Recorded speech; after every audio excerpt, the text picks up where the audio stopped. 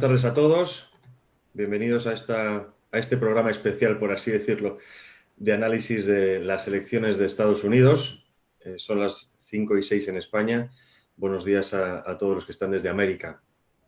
Queríamos hacer este programa especial, por así decirlo, este encuentro con todos vosotros, porque lo que ha ocurrido en esta última semana creemos que es digno de reseñar, de mencionar, de analizar, no solo por toda la polémica que está surgiendo en torno al posible fraude, sino pues también como continuación del libro que sacamos recientemente de Pandemonium 2, también anticipando un poco lo que podía ocurrir después de estas elecciones. Vamos a estar en torno a entre hora y media y queremos precisamente remarcar la importancia que tiene esto para Occidente y tratar de llegar a ciertas conclusiones sobre medios de comunicación, el establishment político y dar ciertos apuntes de lo que pueda ocurrir en los días venideros. Recordemos que todavía, por mucho que los medios de comunicación hayan dicho que Biden es el vencedor, todavía no lo ha dicho la justicia. Trump está tranquilo, o al menos se le ve tranquilo. Vamos a ver qué ocurre en los próximos días. Es importante matizar, no sé si visteis todos vosotros, un tuit que salió justo el día de las elecciones del New York Times, periódico ultraprogresista, en el que admitían que los medios eran los que ponían o decían quién ganaba las elecciones. Lo borraron automáticamente, pero creo que era muy clarificador de lo que estamos viendo. Medios de comunicación de todos los países occidentales, políticos, presidentes autonómicos en España, incluso políticos que no pintan nada, alabando y dando las gracias a Biden por esa presidencia, diciendo que va a ser estupendo para Occidente, que vamos a vivir años de paz. En fin, ya sabemos cómo es esta narrativa. Tenemos hoy aquí con nosotros a Carlos Polo, Carlos Beltramo, editores de Pandemonium. Muy buenas tardes, gracias por estar aquí. Tenemos a Miklos Lucas y Agustín, que obvio también les conocéis de sobra. Abro mesa, así que empezad a analizar por donde queráis y continuamos dando juego. Sí, bueno, yo por ahí quisiera y romper un poco lanzas con este tema, que básicamente lo que vamos a tratar de analizar ahora va a poder tener que ver un poco con el contenido de las políticas de cada uno de estos dos contendientes, que en realidad son dos grandes ideas a nivel mundial, por eso la tensión que se ha generado con respecto a las elecciones de Estados Unidos. Pero también quiero que lo centremos, y esto ya lo hemos hablado previamente y seguro que va a ir fluyendo solo, en el papel que están jugando los medios en este momento, los medios en general, las redes sociales. O sea, yo les pasaba a mis compañeros un tweet, bueno, un pantallazo de Facebook. Para los más jóvenes, Facebook es una red que usábamos los viejitos, donde en el post que hacía Trump sobre algún comentario decía, como una aclaración del propio Facebook, a ver, lo voy a buscar para decirlo exactamente, pero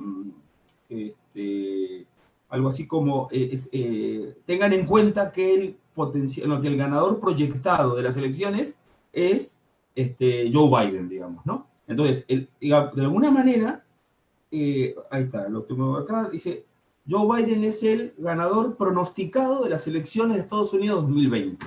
O sea, yo quiero leer a Trump por la razón que sea, porque estoy loco, porque lo que sea. Y ellos me obligan con una información mainstream que no está, digamos, potenciada, amparada por ninguna instancia legal, sino simplemente por comentarios de otros periódicos, a que yo lea esto continuamente. Si uno suma el papel que tuvieron previamente a las elecciones inflando, y el que no diga que inflaron las estadísticas a favor de Biden, es porque realmente ya quiere tapar el sol con el dedo, entonces no tiene mucho que hacer de audiencia para nosotros, digamos, ¿no? Inflándolo durante tiempo, haciendo que las tertulias fueran de 4 tertulianos, 3 pro Biden y 1 en contra de Trump. El día de las elecciones, entrevistando sobre todo a Biden, no sé qué, hasta las fotos que ponían los periódicos sobre quién iba ganando en cada estado, se notaba siempre, yo me fijaba, que es un trasfondo, ¿no? Pero que es un trasfondo potente, un Biden sonriente y un Trump así como cabreado, como con el gesto adusto, digamos, ¿no? Y ahora dejaron pasar el tiempo suficiente para poder generar un montón de expectativas y pum, lo lanzan todos juntos y ponen un presidente. Entonces, lo que más nos tiene que preocupar es que la supuesta democracia más desarrollada del mundo está claramente, o por lo menos, excepto que ella misma se libere de esto en los próximos días y el tema en la corte sea muy claro, pero claro, eso va a depender de muchas cosas y va a tener muchas repercusiones. Pero hoy en día, el gran mal pronóstico del asunto, esto un poco lo decía Agustín en su columna de La Gaceta, ¿quiénes son los perdedores? Son los medios, pero fíjate, Agustín, que al final van siendo los ganadores, porque dice, a mí me importa un porno haber perdido, haber sido el canalla que no le atiné a una sola encuesta, a 10 días después de las elecciones ya lo pongo otro presidente.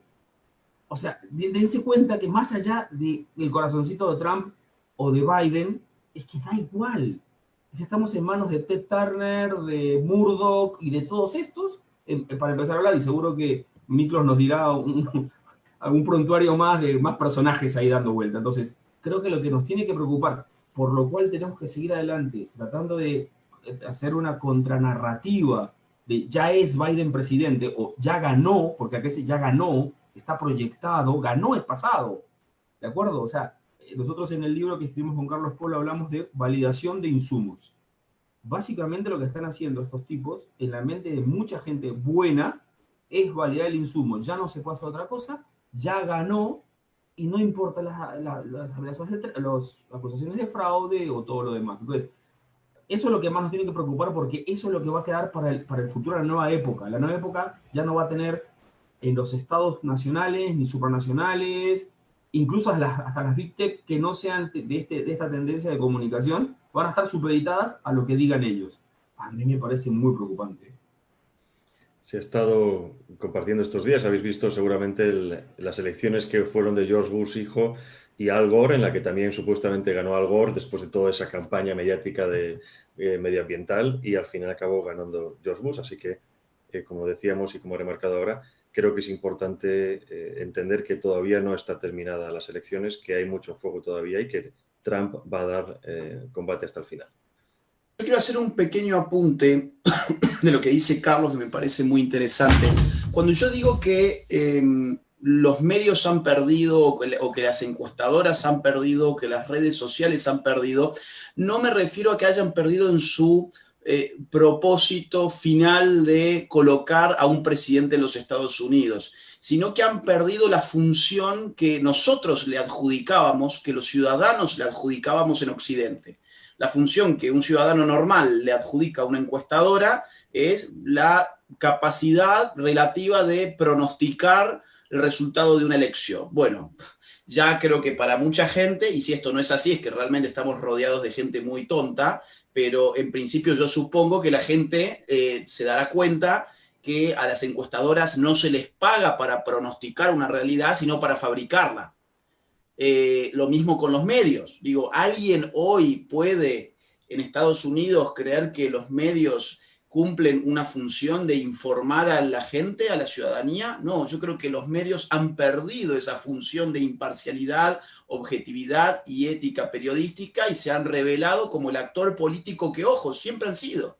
El problema es que ahora tuvieron que mostrar sus colmillos del verdadero tamaño que siempre han tenido, porque la cosa estaba muy dura, ¿no? Es decir, si no hacían una campaña mediática desde antes de que Trump asumiera hace 4 años, porque cuidado, esto no es nuevo, esto no es bueno, hicieron una campaña en los últimos 3 meses, o desde George Floyd, no, la campaña viene desde las primarias del Partido Republicano de las elecciones para el 2016, desde ahí que viene la campaña anti-Trump.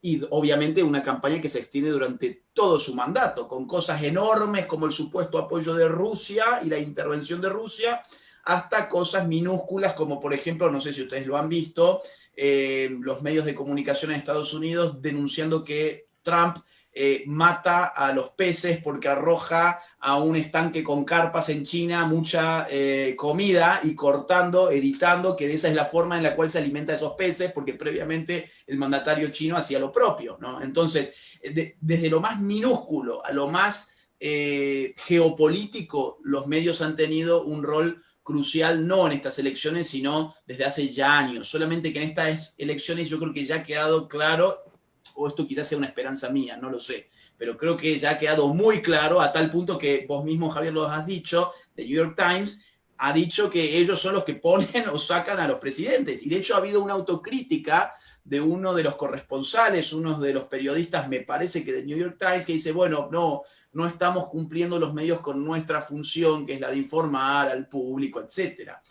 Y lo mismo con las redes sociales, digamos, ¿por qué yo pienso que han perdido las redes sociales? En verdad, a ver, han ganado porque han ganado su propósito final, que era que Trump no ganara las elecciones, pero han perdido desde el punto de vista de que el relato de que las redes sociales son un lugar de libertad, democracia, pluralidad, apertura al debate, bueno, ya todo eso, digo, si alguien lo quiere seguir sosteniendo va a tener graves problemas, porque tenemos un precedente en el cual las redes sociales controlan incluso lo que el presidente de Estados Unidos puede decir o no. En el fondo, y cierro con esto, creo que lo que estamos viviendo, digamos, con el caso de Estados Unidos es mucho más grande de lo que pensamos. Creo que lo que nos revela es que las categorías con las cuales analizamos la política, que tienen 2 siglos por lo menos, 3 siglos incluso, ya no corren más. La idea de que nuestras repúblicas tienen 3 poderes, ejecutivo, legislativo, judicial, ya no corre más. La idea de que la ciudadanía a través del voto elige a sus representantes ya no corre más. Nos hemos quedado con las categorías de la Revolución Francesa, que era un periodo histórico en el cual no teníamos internet, no había globalización, no había una estructura internacional de agencias internacionales globalistas, no había multimillonarios controlando ONGs y financiando distintas células, periodistas, grupos, agrupaciones, más formales, menos formales en todo el mundo.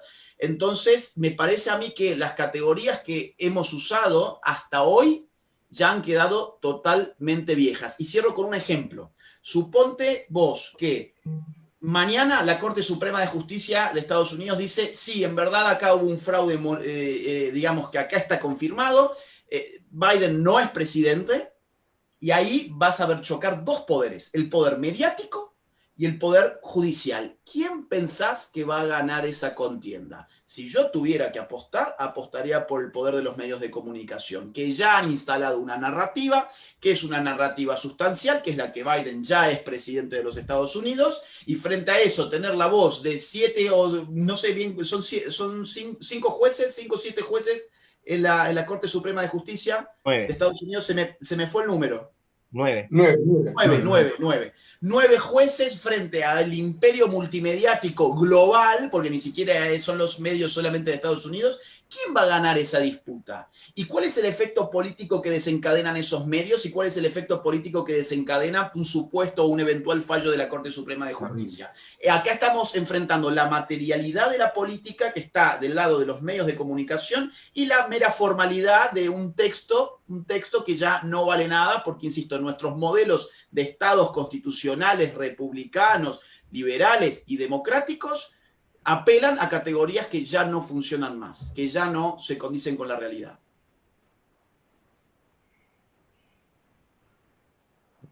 Bueno, entonces... Adelante, Miklo, no sea tímido. No se le escucha. No. No se le escuchaba a Javier, que está... Dale, Miklo, es todo tuyo. Para seguir con los procedimientos. Gracias, doctor. Bueno, Agustín ha tocado algo que iba a tocar también, pero voy a complementar lo que le ha dicho. Esta idea de estas categorías ideológicas que estábamos utilizando, que efectivamente nacen desde la revolución, incluso antes de la revolución, siglo XVII, tú ya podrías tener categorías de liberales o protoliberalismos.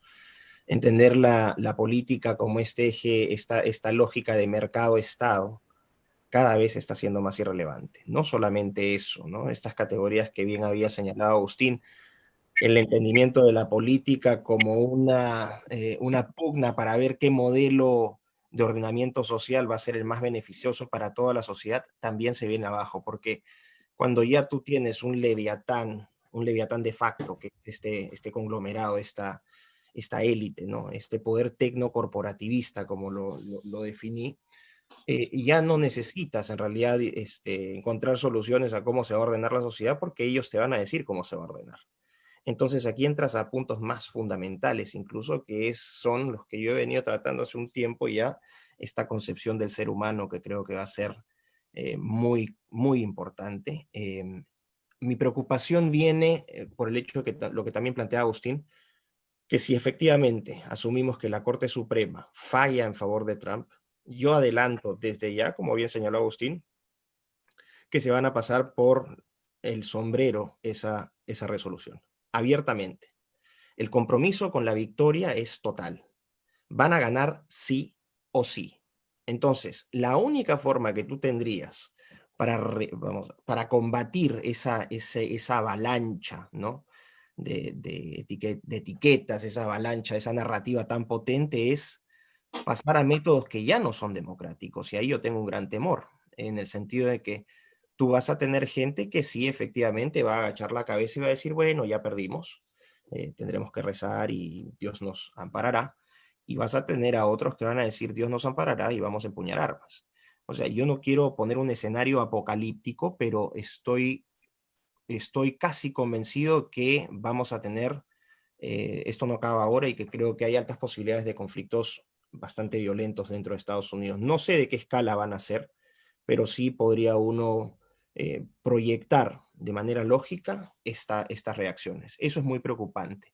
Y lo Claro, otro... Miklos, yo quisiera hacer una aclaración, porque lo que tú dices efectivamente puede ser, de hecho es un análisis perfectamente posible, porque además sería de alguna manera un escalón más de la escalada de violencia que ya estamos viendo por parte de la izquierda de tiempo atrás, algunos de la derecha que están de alguna manera reaccionando, algunos grupúsculos de la derecha efectivamente norteamericana. El otro día me decía un amigo mío que estuvo en la victoria de Trump en el 2016 y que él vio a gente de derecha agrediendo a otros de izquierda, tal, fatal, fatal, pero que quede claro, porque siempre es despistados y ya sabes que en los medios a nosotros nos, digamos, nos encasilla, como nosotros estamos en Corea del Medio y la gente no entiende la Corea del Medio, que digo Corea del Medio porque Pandemonium siempre ha sido un lugar de libertad, ya lo he dicho la otra vez, lo insisto ahora, y no me voy a cansar de decirlo todas las veces, acá puede escribir cualquiera, o sea, desde el más tecnofílico al más tecnofobo y ya está, digamos, ¿no? Y a partir de ahí la gente toma sus decisiones.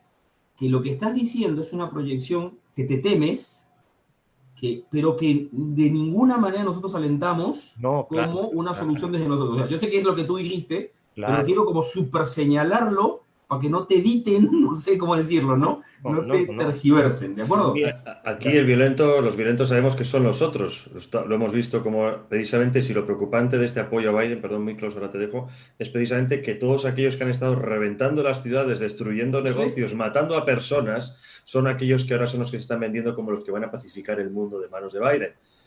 Pura hipocresía, señores. claro, Miklos. o sea, yo no quiero, o sea, que quede absolutamente claro, yo no estoy haciendo un llamado a absolutamente nada, simplemente estoy proyectando una posibilidad que creo que es altamente probable que ocurra por el grado de polarización que existe en los Estados Unidos, ¿no? De uno y otro lado, por cierto. Sí, sí, sí. Obviamente yo quisiera que eso no ocurra, pero bueno, vamos a ver que ojalá que no ocurra tampoco, pero creo que esa sería una instancia incluso superior a un fallo que no es respetado en la Corte Suprema. Yeah. Y finalmente, algo ya para cerrar, la proyección, que quizás adelante un poco más, que es lo que más temo, es cuando ya tienes el control, el poder absoluto, porque si de algo ha servido este llamado a la victoria de la Asociación de Prensa Extranjera, que ha reemplazado ahora al Colegio Electoral para determinar al ganador de los Estados Unidos, es, como decía Agustín también, que han sacado no solamente todos los colmillos, sino que ya también los tenemos identificados a todos. Aquellos que pasaban también, no solamente desde la prensa, sino especialmente desde la política y desde el poder político superior. Presidentes, primeros ministros, que tú decías, bueno, iban a tomar una actitud de defensa, de prudencia frente a esta situación, pero ya has visto a los Duque, a los Piñera. Bueno, Piñera ya había una intención de eso, ¿no? Pero Duque, por ejemplo, que más o menos hacía la finta, la calle en Uruguay, ¿no? Mario Abdo en Paraguay, gente que tú dices dicho jamás. Mario Vargas Llosa también apoyó a Biden. Benjamin Netanyahu. Sí, sí. Benjamin Netanyahu. Y desde el aspecto mediático, para que veas esto, no solamente Fox, el New York Post, haciendo llamados. New York Post, que hace poco Ted Cruz salió a defenderlo contra Jack Dorsey de Twitter, el New York Post haciendo un llamado a Trump para que deje de hablar tonterías con la famosa cuestión del fraude. Entonces, cuando tú ves esto y ves esta estandarización, lo que queda claro es que tienes literalmente un pacto. Eso no es otra cosa que un pacto entre las élites, entre tirios y troyanos, donde se va a jugar esta idea de una falsa democracia, mientras que abajo van a estar los subordinados a ese poder. O sea, vas a tener caciques en diferentes países que van a dirigir la cuestión política con fintas de democracia, fintas de procesos electorales, pero lo que llegamos en realidad de facto, lo que le interesa a la mayor parte de la gente es que literalmente vamos a vivir en dictaduras totalitarias en las cuales va a haber esta ilusión de libertad, pero el momento en que tú cruces un poquito la línea y te vuelvas peligroso, desapareces. Así que no lo veo muy positivo. Muchos años No nos llevan quiero llamando robar, conspiranoicos a los que hablábamos de contubernio político, económico, financiero. Sí. Y si de algo ha servido, por lo que estabais diciendo de estas elecciones, es para que todo el mundo se quite la careta. El que no quiera ver lo que está ocurriendo, o bien es un fanático, o está pagado, o pertenece a esos grupos de poder. Pero Javier, disculpa, yo en eso sí discrepo un poquito, porque encuentro un sector más, además que no discrepo en el sentido de que no le quito una coma a lo que has dicho, pero por lo que he podido discutir con algunos amigos que seguro me están mirando, porque les interesa saber qué voy a decir, etcétera, y gente pensante, gente inteligente que yo respeto un montón, que escucho, es que el discurso mainstream también ha sido comprado. Es decir, yo creo que la última condición de todo el entramado que ha escrito Miklos y que tú estabas enumerando ahora, y que me parece que numéricamente es mayor, fíjate, es todo aquel sector al cual el priming, para que el público entienda, el priming es una figura psicológica que en política se está usando muchísimo, que es cuando yo, por ejemplo, si tú eres chiquito, yo te empiezo a decir, los negros se comen a los blancos, los negros se comen a los blancos, los negros se comen a los blancos, pa. Cuando creces un poquito, ves un negro y te da miedo, sientes miedo. ¿Por qué? Porque te hicieron el priming, mi esposa que es psicóloga lo explica, son atajos cognitivos, en una época en la cual pensamos poco, buscamos muchos atajos cognitivos, digamos, ¿no? Entonces, y eso es, a ver, este priming que les acabo de mencionar es la raíz del racismo, por ejemplo, digamos, ¿no? Un ejemplo, con la violencia de género con los hombres, te llevan diciendo años por ejemplo, que somos asesinos en potencia y al fin y al cabo... Es un ejercicio de priming, es más difícil, ¿por qué? Porque la realidad te dice que hay muchos hombres alrededor de esas mujeres que no son tan malos, entonces es muy contrafáctico. Pero en el caso de Trump, que no lo ves todos los días, que no puedes desayunar con él y decir, efectivamente me están mintiendo, este no es tan malo, porque está allá en Washington o donde sea, ¿no? Es que les han dicho a un montón de gente, y además hay que reconocer que efectivamente el muchacho colabora con la maniobra, entre comillas, porque salta por aquí con alguna cosa destemplada. Dicho sea de paso, nosotros no somos trampistas, ni mucho menos, y le criticamos un montón de formas y algunas decisiones, porque efectivamente tenemos la libertad de hacerlo, pero con eso, más todo el priming, hace que la gente primero lo deteste, afectivo, ¿ok? La sensación, él debe perder porque es un maldito, ¿ok? Y luego complete razones para detestarlo, ¿de acuerdo? O sea, no es que primero veo 1, 2, 3, 4, 5 razones y mi conclusión es que este maldito tiene que ir, sino es, este maldito tiene que ir por esto. El orden de los factores no es irrelevante, es muy relevante, porque eso nos ubica en algo que nosotros conversamos con Carlos Polo en uno de los libros, la dictadura del capricho emocional. O sea, te das cuenta, cuando discutes a fondo con esta gente, le preguntas, bueno, ¿y por qué Trump es todo lo que tú dices? Primero te das cuenta que le tienen un detestar completo y después lo rellenan. Y el problema es que hoy se llama Trump, mañana se va a llamar católicos, pasado mañana se va a llamar cualquier opositor. Es decir, esto es muy manipulable porque es irracional. Entonces esta gente no está ni pagada ni abducida, simplemente de buena fe cree, y aparte pues yo lo estoy viendo en las redes, que hace bien. Sin embargo, creo que no están raspando al fondo, que es lo que queremos hacer en este directo. Cuando hablo de fanático me refiero a la persona que cree por voluntad o la que cree por comedura de cabeza, ¿no? Y ahí es donde, un ejemplo, ayer publicaba Ignacio Aguado, vicepresidente de la Comunidad de Madrid, un tuit diciendo, ahora Biden va a llegar momentos de paz para el mundo, y ponía una foto de Obama, que en 2 legislaturas ha invadido 7 países.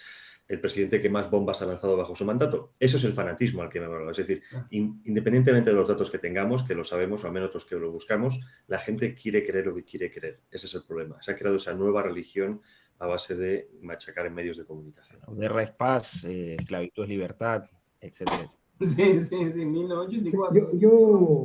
Yo quería volver al primer ejemplo que dio Javier sobre el tweet que borró New York Times, ¿no? Porque cuando dicen los medios de comunicación son los que declaramos el vencedor de unas elecciones, como que tuvieron un acto fallido, ¿no? El acto fallido de decir en realidad lo que ejercen y lo que quieren ejercer, el rol que quieren ejercer, y evidenciar algo que estaría de alguna manera vedado, ¿no?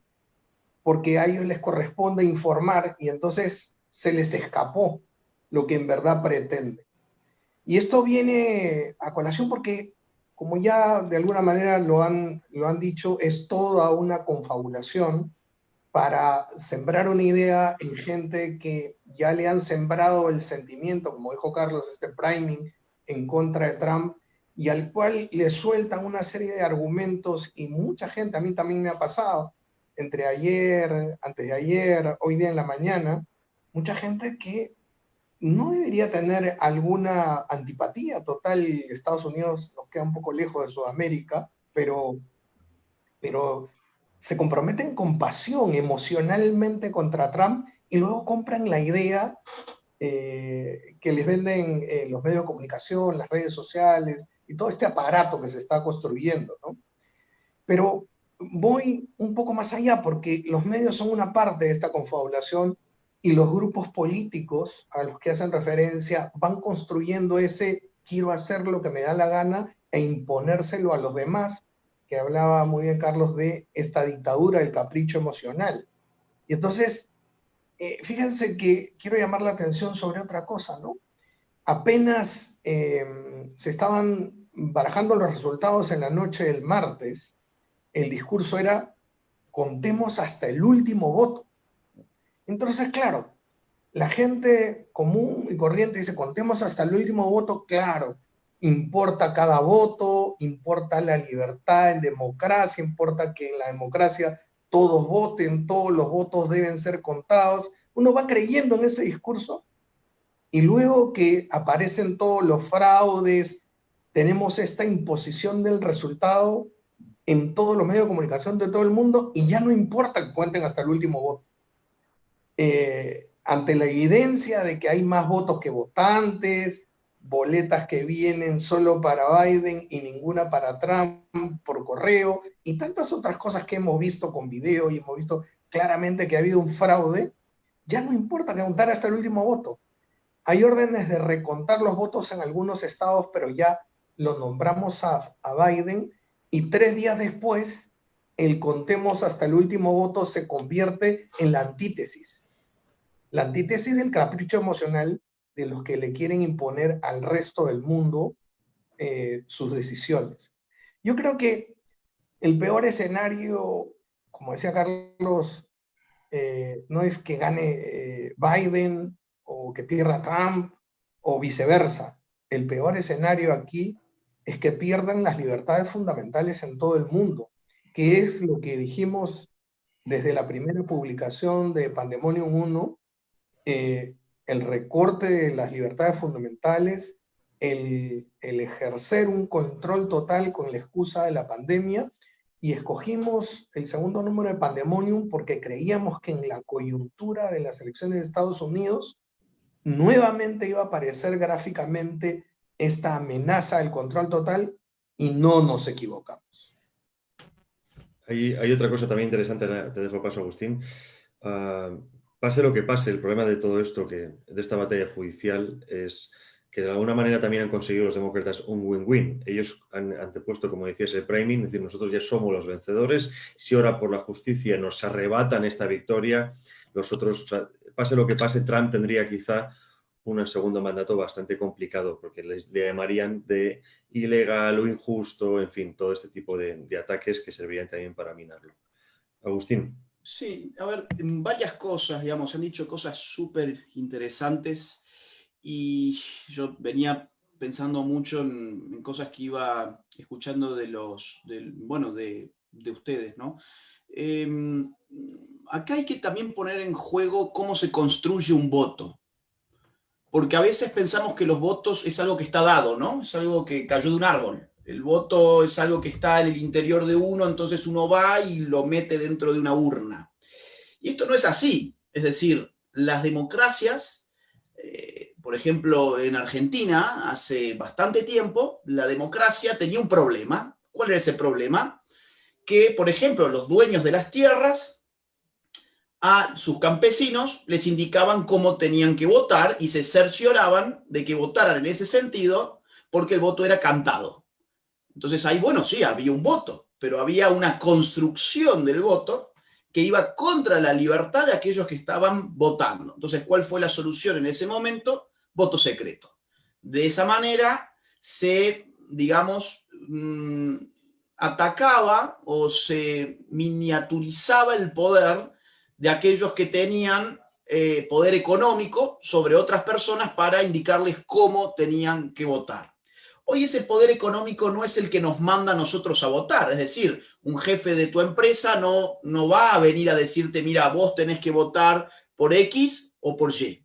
No, hoy tenés otro tipo de poder que es el que sí te dice cómo tenés que votar, que son los medios de comunicación que están haciendo las veces de la oligarquía de otros tiempos. No hay democracia en el mundo, lo que hay son oligarquías que tienen a sus élites en los medios de comunicación que hacen la construcción del voto social.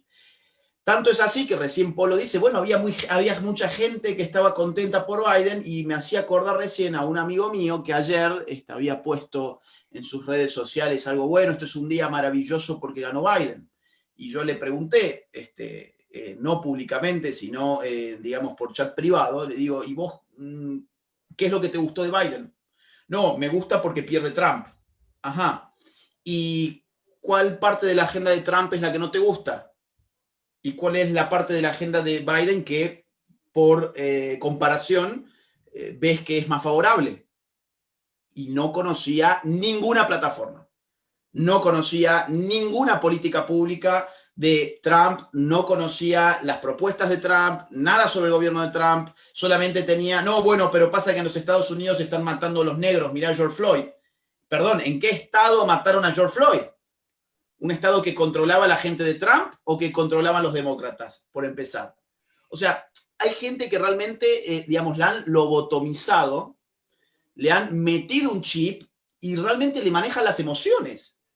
Emociones que no están fundadas en absolutamente nada. Emociones en qué bueno ganó Biden. ¿Por qué es bueno? Porque perdió Trump. ¿Y por qué es bueno que pierda Trump? Ahí ya no sabes.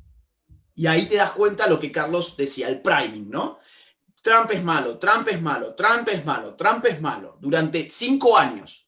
¿Y qué pasa? Claro, cuando le ganan a Trump, es algo bueno, porque le ganaron al malo. Hasta ese punto llega el priming. Entonces, lo que hay que poner ahora en cuestión, me parece a mí, es otra vez, y vuelvo a lo mismo. ¿Hay democracia donde vos tenés usinas de poder que manipulan a tal forma, a tal magnitud la opinión pública como para poder construir votos y como para poder incluso legitimar irregularidades? Porque más aún, cierro con esto para no hacerlo tan largo, pero yo creo que se puede analizar la pérdida de poder de Trump en función de las censuras en Twitter. Vos vas viendo que cuanto más cerca está Biden de ser proclamado ganador de las elecciones, más tweets se les van censurando a Donald Trump.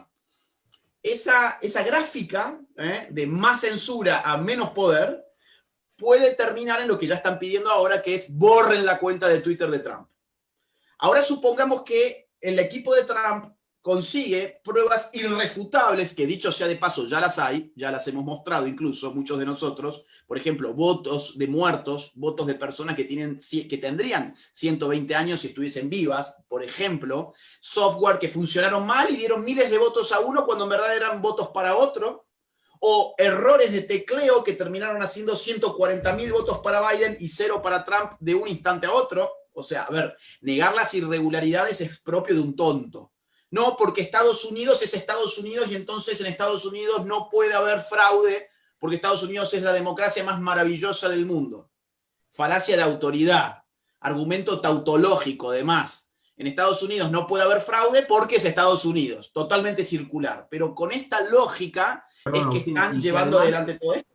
y que además los demócratas se dedicaron 4 años a decir que Estados Unidos era el peor sistema democrático por haber permitido que ganara Trump y dejando influir a Rusia y a Irán en esas elecciones. O sea, esos mismos, sin haber habido un cambio sustancial en la política electoral, en los procedimientos, ahora te argumentan que es imposible, como te dijo Fonseca el otro día online, dicho sea de paso, y me voy a sacar el clavo de decirlo, canal de Fonseca que tiene como opening una burla a Trump. Entonces, tirando bombas o algo así, ¿no? Tirando bombas. Él tira una bomba de su boca, explota y le explota a él, digamos, ¿no? Que tienen todo el derecho del mundo de burlarse, pero luego no pueden hablar de imparcialidad. Pero quiero decir que de alguna manera es un cambio de ritmo orwelliano completamente. Ahora desplegamos las banderas y Eurasia ya no es el enemigo, sino es América o lo que sea, y cambia el discurso. Sobre que es importante ampliarlo, ¿no? Sí, y ahora vamos a suponer que Trump encuentra, no sé, videos de los demócratas, de Joe Biden, vamos a suponer un caso absurdo, pero digo, para llevarlo al extremo, para darnos cuenta de cuál es el argumento, ¿no? Supongamos que el equipo de Donald Trump consigue un video de Joe Biden yendo él con una urna con miles de votos para meter en Wisconsin, vamos a suponer, o en Michigan. Y bueno, y la campaña de Trump lo quiere hacer público. ¿Y quién va a querer hacer público eso? Claro. Hoy, cuando Trump ya no tiene poder, hoy Trump ya no tiene poder en Estados Unidos. Y para mí, función de eso es ver cómo se comportan las redes sociales con la censura descarada sobre sus cuentas. Entonces, ese video lo subiste a Twitter y Twitter en una décima de segundo te borró el video. Supongamos que Miklos justo en esa décima de segundo estuvo atento y lo descargó y dijo, lo voy a subir en mi YouTube. Lo sube en su YouTube, su canal de YouTube desaparece. No, y lo voy a subir en mi Facebook, desapareció. Entonces, digo, acá hay una forma muy fácil de controlar la opinión pública que es borrando de los medios de comunicación lo que no te gusta, por ejemplo, que votaron muertos, totalmente confirmable en las bases de datos oficiales del estado de Michigan, por ejemplo, digamos, y poniendo, mientras borras eso, pones en la pantalla, ganó Joe Biden y Kamala Harris es lo mejor del mundo porque es negra, asiática, de familia inmigrante y mujer. La interseccionalidad a full es lo mejor del mundo. Y ya está, y vas a tener ahí a todos los primados festejando porque perdió el malo y ganó el bueno. Así de simple. Aquí yo creo que tres apuntes. Yo creo que Estados Unidos tiene la oportunidad en este momento, la oportunidad de analizar a profundidad el fraude, castigarlo, reforzar la democracia respetando los votos y respetando los resultados verdaderos de las elecciones, o sucumbirá a esta prepotencia desesperada que hemos visto de los medios y de otros actores sociales por imponer algo que no es. Pasar de un discurso de contemos los votos a no contemos los votos, el sistema electoral no sirve, al sistema electoral es sagrado y hay que respetarlo, pasaremos al poder del más fuerte en Estados Unidos. Y también tendremos una oportunidad cada uno de nosotros de, este mundo personal que cada uno tiene frente a lo que pasa en el mundo, de poderse plegar, aceptar esta imposición o rebelarse frente a ella, ¿no? Porque, como decía Agustín, ya pues uno va a tener problemas graves de intelección, de comprensión, de análisis, si es que se come y permite o se allana frente a este gran fraude. Y el mundo así va a ser un mundo caótico. Eso es lo que está pasando ahora en Estados Unidos. Hay 3 puntos de lo que habéis dicho. Es importante lo que decía Agustín. Vivimos en un mundo en el que los medios de comunicación de masas dictan lo que hay que pensar y la extrema dependencia de ellos. Es decir, si no, ellos no te sacan, tú no existes. También, y cuanto más repiten la realidad, más se hace realidad la realidad, valga la redundancia, que es lo que dicen del priming.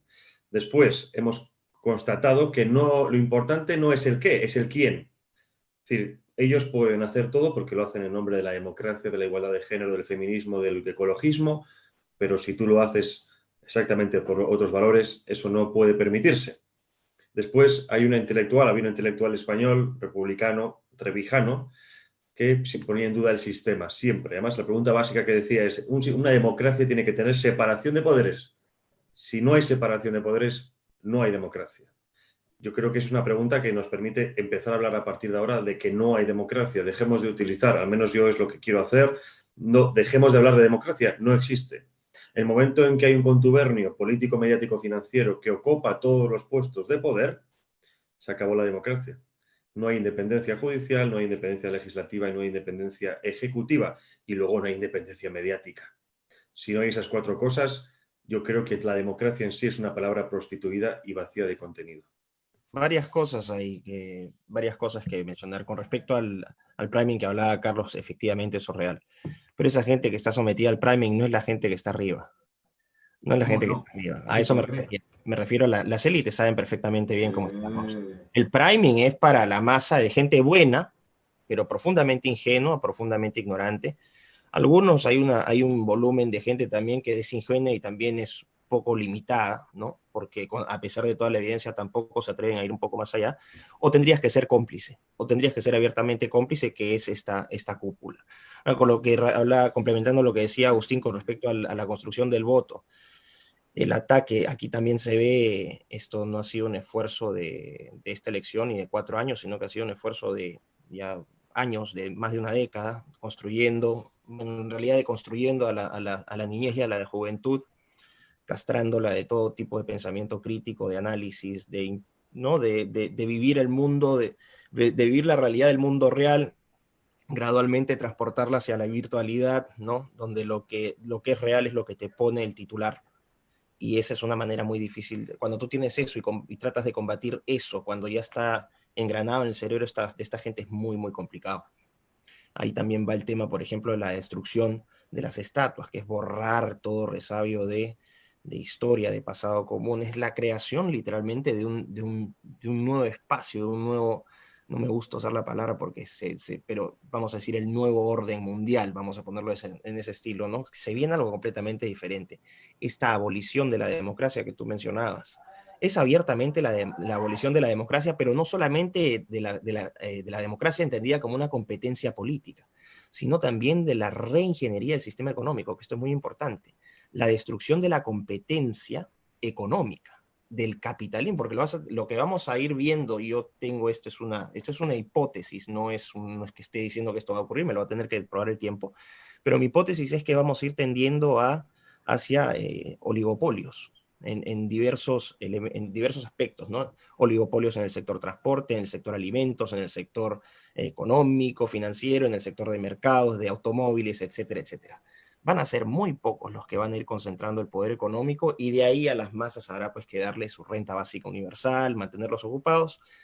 En el transcurso del tiempo, lo más probable, esto también es una hipótesis, pero creo que estoy atinando, viendo cómo han ido las cosas, es con esta idea de sostenibilidad, esta idea del reseteo, ¿no? de la nueva normalidad, donde tenemos que cuidar el ambiente. Las palabras clave aquí son inclusión, equidad y sostenibilidad. Entonces tienes un colectivismo, un medioambientalismo zurdo, para ponerlo en términos sencillos para que la gente lo entienda. Por favor, vamos a reducir el consumo porque consume mucho nuestro planeta, nos están haciendo leña, queremos ver nuestras ballenas en el Cabo de San Lucas desde nuestros costosísimos yates sin tanta plebe, molestan, entonces vamos a moverlos a las ciudades inteligentes. Si te fijas, por ejemplo, un caso de estudio en California, donde empiezan a aparecer estos incendios así de la nada, ¿no? Veías el mapa, México no tenía nada. California, desde Washington hasta San Diego, todo estaba incendiándose. Y los incendios eran en las montañas que estaban cerca de la costa. ¿Por qué? ¿Por qué Los Ángeles está volviendo tan caro? ¿Por qué quieren aumentar impuestos? Porque lo que están haciendo es empujar a la plebe hacia el interior. Aquí lo que estás generando son literalmente colonias de ricos, de mega ricos. Eso se llama gentrificación. Exactamente. Gentrificación, donde lo que estás haciendo ahí es literalmente reconstruir también la arquitectura, el urbanismo, ¿no? La forma como se conforma. Es decir, hay una cantidad de implicancias aquí a nivel de consumo, lo que pasaba hace poco y lo puse. que el primer ministro francés prohibió el consumo de productos no esenciales. Ahora, la pregunta es, ¿quién define qué son productos no esenciales? Y aquí, cuando te están limitando no solamente la iniciativa privada, porque te cerraron, te mandaron a obligar, te mandaron a cerrarte a tu casa, a ponerte el bozal, no puedes producir nada, no puedes vender nada, la gente está literalmente perdiendo todos sus ingresos, los valores de las propiedades están yéndose al piso, es decir, literalmente es una agenda de opresión económica para generar una total dependencia del Estado. Y cuando tú tienes eso, tus opciones de consumo también te las empiezan a reducir, porque al reducir tus opciones de consumo estás atacando supuestamente menos el ambiente, tienes que producir menos. Entonces estás simplificando cosas. Y aquí lo que vas a tener finalmente es, y no me, espero equivocarme, pero creo que no va a ser así, que poco a poco, con el paso de los meses, años, vamos a ir viendo una disminución en las opciones de productos que vamos a ver en vitrina, de cosas que podemos comprar, y la estandarización realmente de toda esa producción en términos alimentarios, en términos de vestimenta. No quisiera ser tan pesimista, pero es que realmente el poder que maneja esta gente, y si uno ha estudiado y analiza su visión de futuro, su visión de progreso, es esa visión de progreso que ya hablaba este personaje que alguna vez mencioné, incluso que en un vivo con Agustín hace tiempo, Alex Pentland, y la física social. Estos panales, estas colmenas de hormigas, ¿no? Manteniendo pues hasta que reduzcamos la población y bueno, ya sea más manejable el planeta. Yo quiero hacer como tres puntualizaciones, después ser muy breve. Primero tomo lo último que dice Miklos, porque, a ver, y ya esto lo hemos conversado con Miklos varias veces, y como estamos mucho en confianza, se puede poner totalmente en desacuerdo y hasta molestarse en público conmigo, que realmente sería fantástico para que vean en público lo bien que nos llevamos en este grupo, pensando con cosas diferentes, pero alguien puede pensar que el discurso de Miklos es conspiranoico, digamos, ¿no? O sea, porque hay una gran conspiración súper férrea, y ahí va la palabra que yo quiero quitar de la mente de la gente que lo acaba de escuchar, porque el problema de Miklos, el problema entre comillas, es que él ata tantos cabos tan interesantes que alguien puede decir, y entonces hay una persona arriba de todo esto. Pero resulta que en realidad esos cabos, que efectivamente están bien amarrados, yo en eso no puedo discutirlo, yo creo que el público por eso queda un poco perplejo, no necesariamente tienen a alguien, ¿ok? Superpoderoso, porque eso sería adjudicarle a una persona un poder casi divino. Es el consenso, ese es el problema. Es el consenso, son un montón de pequeños alienitos, pequeños me refiero a Zuckerberg, al de Tesla, no sé qué, a Tech Turner, que todos van coincidiendo en la agenda y cada uno va haciendo su partecita. Y que lamentablemente observamos que todo eso va hacia un lugar. Entonces, claro, están conspirando, o a lo mejor no. Pero ¿cuál es la conspiración? Y lo dijo bien claro Miklos al principio. Esto se remonta hace 15 o 20 años en la educación, obviamente que más, ¿no? Pero cuando tú le metes a esa gente en la cabeza esas ideas, cuando son chiquitos, acuérdense de la película Inception, que a Carlos Polo le gusta mucho usar en sus cursos, luego cuando son grandes, casi por arte de magia, y literalmente es casi por arte de magia, sin haberse juntado necesariamente alrededor de una mesa, y es la parte que yo a los conspiranoicos sí les critico, que establecen relaciones humanas que a lo mejor no son reales y no son necesarias para explicar lo que está pasando, porque esos consensos son previos, porque se les han metido unos valores que les hacen irse hacia esos lados, y entonces evidentemente por eso los vemos todos más o menos armónicos, y por eso ahí voy a mi segundo punto, porque puede sonar un poquito desesperanzador lo que dice Miklos. Hay que tragar esa medicina. Miklos, no dejes de decirlo, evidentemente, digamos, ¿no? Solo que, bueno, junto con eso, a mí me toca, como yo soy, mi jefe en mi trabajo me dice que soy una especie de optimista crónico y redento, digamos, ¿no? O sea, ¿cuál va a ser la gran cura? Y eso, por eso escribimos Pandemonium 2 y seguiremos con Pandemonium, pues es la cura. Que nosotros lo entendamos, que existe ese consenso progre, ¿no? Que del que habla Juan Manuel de Prada, la matriz progre, también ha hablado Agustín en algún video coincidiendo con de Prada, y que la podemos destruir porque es una pompa de jabón. ¿Y cómo la podemos destruir? Con educación, ¿ok? Con hacer razonar a la gente, con razonar nosotros, con informarnos, y con este activismo que puede hacerse más complejo. ¿Por qué? Porque como la naturaleza humana reclama la libertad por sí misma, imaginemos que todo lo de Miklos se cumple en poco tiempo. ¿Ustedes creen cuánto tiempo durará? ¿Cuánto tiempo duró el imperio nazi de los 1000 años. ¿Cuánto tiempo duró el comunismo? O sea, quiero decir, llega un punto en que la gente, ok, hay generaciones destruidas de mártires en el medio, pero llega un punto en que la gente se resiste. Y entonces nosotros, ¿qué cosa optimista podemos decir? Todavía podemos ir rompiendo estas vallas y decir, pensemos en libertad, eduquémonos en la exigencia de la libertad. Y además, tomando en cuenta que todo el tiempo cambió, empezar a razonar. Una de las ideas de Pandemonium es darle lugar a la gente para que piense. Yo le digo a todos los que están aquí, vale, está bien criticar lo malo, ahora tenemos que empezar con las nuevas reglas de juego a pensar cosas buenas, como hicieron los católicos franceses después de la Revolución Francesa, y hacía todas las revoluciones, los mismos rusos, Solzhenitsyn, o sea, quiero decir, gente que vaya pensando en la salida, que la hay, digamos, ¿no? Yo creo personalmente que sí. Y finalmente, para que lo que le quede claro a la gente que por ahí no sé si con todas estas palabras puede estar un poco confundida. El proceso electoral en Estados Unidos no ha terminado. Hablaba, por ejemplo, Agustín de muertos, votantes o no, pero hay un video dando vueltas de una fiscal de justicia en actividad que dice que tiene pruebas de 14.000 inscripciones en una de las ciudades de Pensilvania, que son de muertos, ¿okay? Gente nacida antes de 1901 y tal. Dice, no nos consta que hayan votado, pero sí están habilitadas para votar porque recibieron la cédula y pidieron en ausencia, en muerte, esto, digamos, ¿no? Entonces significa que el sistema tiene que recontar todo eso, digamos, ¿no? Va a ser muy difícil frente a la tremenda ola. Yo creo que, y con eso termino, ellos se han apurado en mencionar a Biden y podemos tener una esperanza en esto. ¿Por qué se apuran? A costa de ponerse en un conflicto con la Corte Suprema, ¿por qué se apuran a investir a Biden desde los medios? Una hipótesis plausible es porque se dieron cuenta que las pruebas de fraude pueden ser tan fuertes que si se esperaban un poco, nunca lo nombrarían. Entonces ahora ellos han plantado el conflicto, y bien lo explicó, no me acuerdo quién de ustedes, que efectivamente ahora ponen la pelota del otro lado. Ya Biden es presidente por voluntad popular y ustedes, miserables republicanos, que encima son la élite maldita, nos lo quieren robar. ¿Ok? Entonces, otra vez guerra de relatos y otra vez, ¿cuál es la solución? Para la gente que nos oiga, no creerse todo lo de los medios, en lo posible no. Yo no tengo televisión y vivo más feliz que mis vecinos. Entre la pandemia y esto, vivo más feliz. Y esperar a ver los resultados.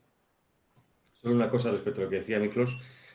No es una hipótesis, es un hecho. Si nos vamos a las páginas oficiales del Foro Económico Mundial, en las que tienen exactamente detallado cómo va a ser ese resateo financiero político del mundo, exactamente, perfectamente detallado.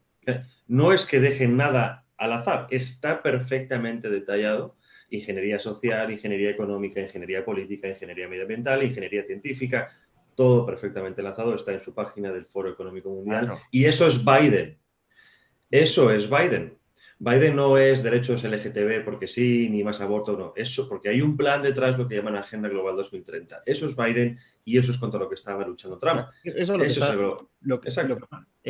Por eso yo uso la palabra hipótesis para, de alguna manera, ir de la mano de lo que decía Carlos. O sea, y tampoco tú puedes afirmarlo hasta que se materialice algo. O sea, no tengas la evidencia concreta, tú no puedes decir está probado. Por lo tanto, manejas una hipótesis. Pero como tú bien dices, ¿no? Este tema de la cuarta revolución industrial, el tema del gran reseteo, la nueva normalidad, y tú vas viendo cómo no solamente el Foro Económico Mundial, ojo, porque estas políticas de cuarta revolución industrial también se están implementando en los diferentes gobiernos. Ve que están hablando en los ministerios de comercio, en los ministerios de economía, en los ministerios del medio ambiente. Se está alineando la agenda a todo este plan que es un plan y una política pública global que es la cuarta revolución industrial.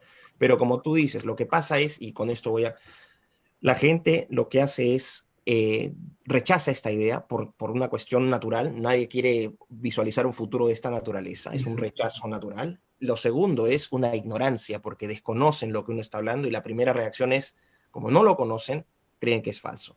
Está escrito en documentos como tú planteabas. Así que quisiera pensar, y con esto termino, el problema es que la forma como hacemos política y cómo nos interactuamos como las personas también, cómo estamos interactuando ahora en ambiente de virtualidad, hay un problema con eso. Que ahora ya no necesitan meterte a la cárcel, no necesitan guardarte, no necesitan matarte. Ahora lo que ocurre es un asesinato digital. Literalmente, si te mantienen confinado, te matan digitalmente cerrándote tus cuentas. Ahí tocando lo que decía Agustín, exacto. Y con esto le cedo el paso a Agustín. Es muy difícil hacer pelea así, porque cuando ya te asesinan digitalmente, literalmente desapareciste del mundo, porque el mundo ya no está en la realidad, el mundo está en la virtualidad.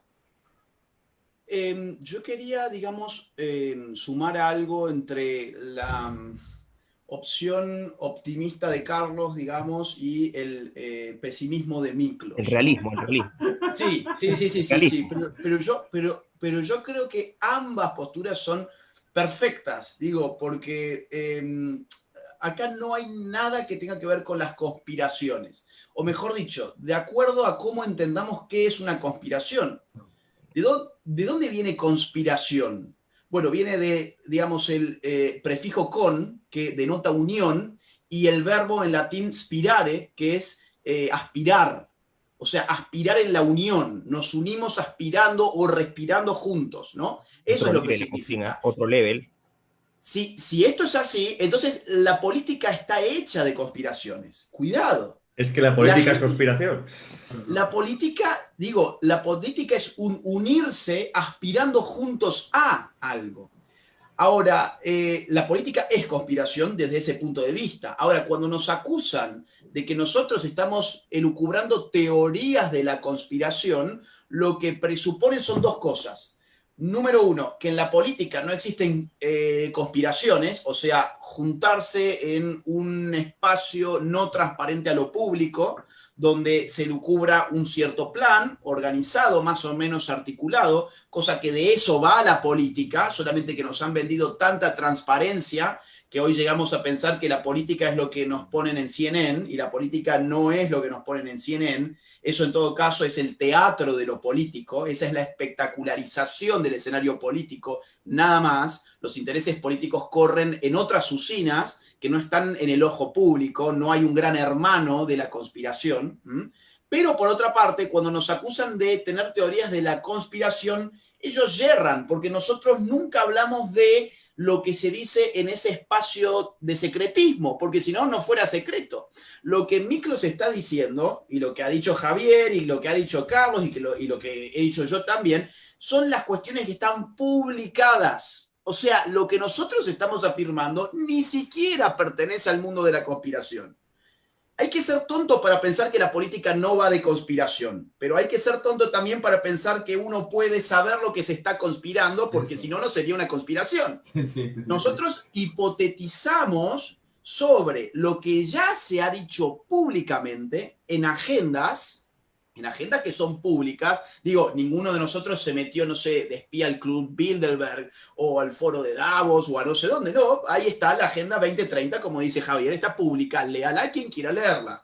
¿Quieren irse más atrás? Bueno, el informe Kissinger, que se desclasificó en los 80 por leyes de transparencia pública de los Estados Unidos. Léalo quien lo quiera leer. La conferencia de población de la ONU del 94 en el Cairo, donde se pide reducir la población mundial y donde se pide legalizar toda la agenda de género para el año 2015. Esto está en los informes de la propia página de la ONU. Entonces, ¿de qué conspiración están hablando si la conspiración es un aspirar juntos en secreto? Todo esto público, no es secreto. Entonces, cierro con esto. Miklos no está haciendo ninguna teoría de la conspiración, sino que entiende que en la política hay una dimensión de conspiración que, sin embargo, no podemos penetrar, pero sí podemos conocer lo que ha sido publicado. Y por otro lado, lo que Carlos dice me parece fundamental, que es, bueno, hay muchas cosas por hacer todavía. Frente a este gran poder que parece que nos aplasta, hay cosas para hacer, porque si no, la verdad, creo que ninguno de nosotros estaría perdiendo el tiempo acá. Ni estaríamos perdiendo el tiempo escribiendo para Pandemonium, y simplemente nos dedicaríamos a vivir una vida mucho más tranquila, ¿no? Prometo 30 segundos. Lo que dice Agustín es, tienes las opciones, o sea, usamos la evidencia de ellos. Ellos han proporcionado, ellos han elaborado los documentos, nosotros no estamos creando acá un plan, efectivamente. Entonces tienes dos opciones. O te dan la papilla de CNN, que ya está digerida, regurgitada, sazonada, ¿no? Y toma, baby, ahí está, empújatela, ¿no? Y ahí está, para que estés contento. o lo otro es te damos los ingredientes para que tú cortes tu zanahoria y empieces tú a darte cuenta cómo es la cosa. Eso nomás. Este fin de semana he estado mucho con María Himalaya. María Himalaya es una ex enfermera abortista, se convirtió en Nepal con la Madre Teresa de Calcuta. Y en una conferencia a jóvenes, para motivarles posibles líderes políticos del día de mañana, nos decía que hemos callado demasiado, que hay que dar testimonio. Digo, resumiendo lo que estamos haciendo. Nosotros estamos dando testimonio de lo que hemos visto, de lo que entendemos, de lo que analizamos. Hay muchas cosas que hacer, pero si no somos capaces primero de informar de lo que viene, la gente no va a comprender lo que le está ocurriendo. Eso es principalmente por eso hicimos Pandemonium 1 y Pandemonium 2. Es decir, como bien ha dicho ahora Miklos, dar los ingredientes, o como se suele decir, yo te enseño a pescar, no te doy el pescado para que no dependas de mí. Dar los ingredientes, dar las herramientas para que el público pueda entender qué es lo que está ocurriendo, porque todo está perfectamente diseñado. En política no hay nada fortuito ni casual y todo sigue un plan. Otra cosa es que luego lo queramos entender o no lo queramos entender o no lo veamos, cada uno lo vea de manera diferente, pero es que todo está ahí. Por eso hay que dar testimonio. Estamos llamados a dar testimonio de lo que está ocurriendo. Se suele decir en español, lo decimos, el que avisa no es traidor. Nosotros estamos avisando. Que nadie nos diga después que no pusimos nuestro granito de arena. Ahora bien, todo lo que nos estáis viendo, ¿qué podemos hacer? Eso es lo que cada uno tiene que plantearse en función de sus capacidades, en función de sus oficios. Pero si callamos, la victoria nunca llegará a nuestras manos. Quiero justo agarrar lo que estás diciendo y completarlo un poquito más, y con eso yo cierro mi intervención. En política, o sea, tú dices, está todo planeado, de acuerdísimo, suscribo, porque efectivamente, si no, serían unos ineptos los políticos que se lanzan sin planes y solemos criticarlos. Para bien o para mal, está todo planeado. Pero también en política existe el cisne negro. Aquel factor supuestamente imposible que suele, y la expresión cisne negro se crea para justamente dar aquel tipo que se sale, o aquel efecto o evento que se sale de la norma y que luego altera la norma. Entonces, lo que estamos haciendo es invitarlos a hacer el cisne negro de este siglo. El cine negro imposible, o sea, es imposible que con tanta manipulación mediática, exista gente pensante que se atreva, ¿no?, a ser independiente en su pensamiento. Pues nosotros somos los cines negros. Y la teoría del cine negro dice que efectivamente a partir de los cines negros se empiezan las transformaciones positivas del mundo, para bien o para mal. Nosotros queremos ser cines negros pensantes a mediano plazo, porque al corto plazo va a ser bastante duro, ya Miklos lo ha comentado, no digo más nada.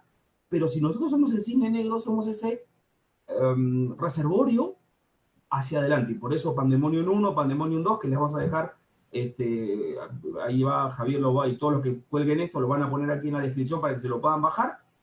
Y todo lo que podamos hacer de lugares de libertad para hacer ese cine negro y cambiar esos planes que, aunque estén perfectos, acuérdense, 12 pescadores, que eran 11 en realidad, incultos, se comieron un imperio. No sé si recuerdan, ¿no?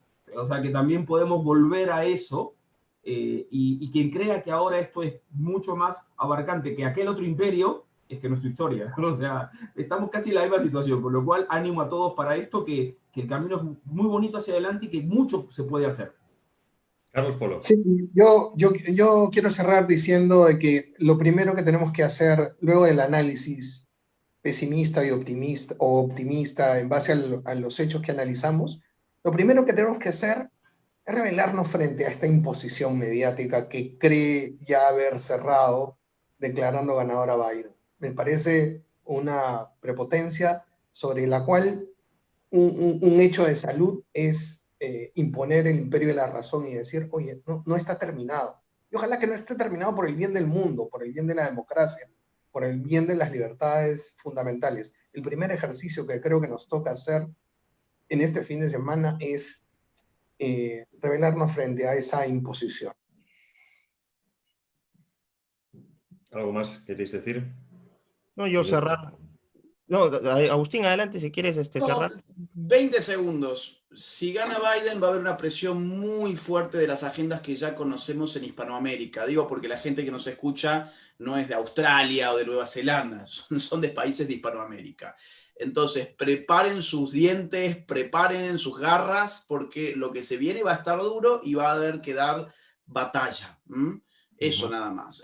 Acá nadie tiene que bajar los brazos, esto no es el fin del mundo, no es el apocalipsis, acá no hay nada que haya terminado porque la política es una batalla constante, perpetua, sin límites de tiempo, y bueno, habrá que armarse, en todo caso, si es del caso que tendremos a Biden como presidente, habrá que armarse para defender ahora nuestros países del neocolonialismo imperialista de los Estados Unidos, y hay que empezar a usar esos términos que también los ha usado la izquierda y que hoy en verdad lo está usando el poder global sobre nuestros países para imponer sus agendas. USAID, por ejemplo, la cantidad de dinero que va a empezar a bajar para nuestros países para financiar, por ejemplo, agendas de género va a ser terrible. YPF con sus tentáculos sobre Hispanoamérica para extender su negocio del aborto. Y así sucesivamente sabemos que va a venir una ofensiva muy, muy, muy fuerte contra nuestros países, pero ahí estaremos nosotros para brindar la batalla que es necesaria dar. Bueno, YPF que ya ha felicitado a Biden, por cierto. Qué novedad. Bueno, complementar lo que dijo Agustín, Carlitos, Carlos Beltramo también, tú, que esta no es una, todo el mundo dice, pero estos locos. La gente realmente no entiende lo mucho que uno se juega con esto. Cuando uno está al frente dicen, lo sigue un montón de gente, qué lindo debe ser eso. No, al contrario, a medida que te sigue más gente, más presión tienes. Agustín lo debe saber muy bien. La cantidad de agresiones, la cantidad de hostigamiento, los seguimientos, las investigaciones, el descrédito, el cierre de puertas, el cierre de oportunidades. Vienen los progres a decir que nosotros estamos haciendo esto por plata. Ellos son los que se llenan los bolsillos de dinero, y justamente eso es lo que nosotros estamos denunciando, que ese dinero que estos sujetos se llenan los bolsillos, que vayan a la gente para educarla, para que tengan una mejor calidad de vida. Eso es lo que queremos. Nosotros estamos en el lado difícil, nosotros estamos en el lado de los rebeldes. O sea, aquí está Chewbacca, aquí está Citripio, aquí está Han Solo, Luke Skywalker, la princesa Leia también, están todos aquí, ¿no? Y los Ewoks también, por cierto. Y estamos dando una batalla súper complicada. Entonces, con lo que decía Carlitos Beltramo, efectivamente, y lo que decía Agustín, quizás esta lucha sea de largo aliento y el inicio del gobierno de Biden sea el inicio de una época bastante difícil. Y quizás nosotros no nos toque disfrutar de momentos tan agradables por el resto de nuestra vida, puede ser posible. Pero eso no quita que no dejemos de dar la batalla, porque si en algún momento, ¿qué va a ocurrir? Porque la historia es cíclica y estos sujetos que se creen hoy dioses, en algún momento van a caer porque no hay imperio eterno, que en algún momento, quizás más adelante, se pueda recordar por lo menos que hubo un grupo de gente, no solamente nosotros, sino los millones de personas que a las que llegamos y que escuchamos, que nos escuchan, que no agacharon la cabeza, que no agacharon el hombro y que siguieron dando pelea por todo lo que creen y por todo lo que sienten que vale la pena dar lucha. Niklos, ahora que pones un ejemplo para millennials, voy a poner otro. Te lo ponía el otro día en Twitter. Walking Dead, ¿no? Estamos a las puertas de un apocalipsis zombie, solo que los gobiernos no han caído, es global y apoya a los zombies. Lo digo para que la gente, estos jóvenes, entiendan a quién votan cuando están votando a algunas ciertas personas. Así que nada, muchas gracias Carlos Polo, Carlos Beltramo, Agustín, Niklos. Gracias a todos los que estáis aquí escuchándonos. Como bien han dicho, estaremos aquí para seguir analizando lo que ocurra. No ha terminado todo esto, ni mucho menos. La batalla continúa, es eterna y hay que dar testimonio, porque si nos callamos ya hemos perdido. Nosotros seguimos haciendo Pandemonium. Ustedes, los que están huyendo, lancen a todo el mundo, viralícenlo, por eso es gratis. Para los que creen que sacamos dinero de ahí, es gratis, no cobra nada. Pero eso es nuestro granito de arena en este tema. Entonces, vamos a dejarle los enlaces aquí abajo en la descripción para que se lo puedan bajar, y mándelo por WhatsApp, mándelo por todas las redes para que la gente lo lea y se informe. Muy bien, muchas gracias. Hasta pronto. Chao.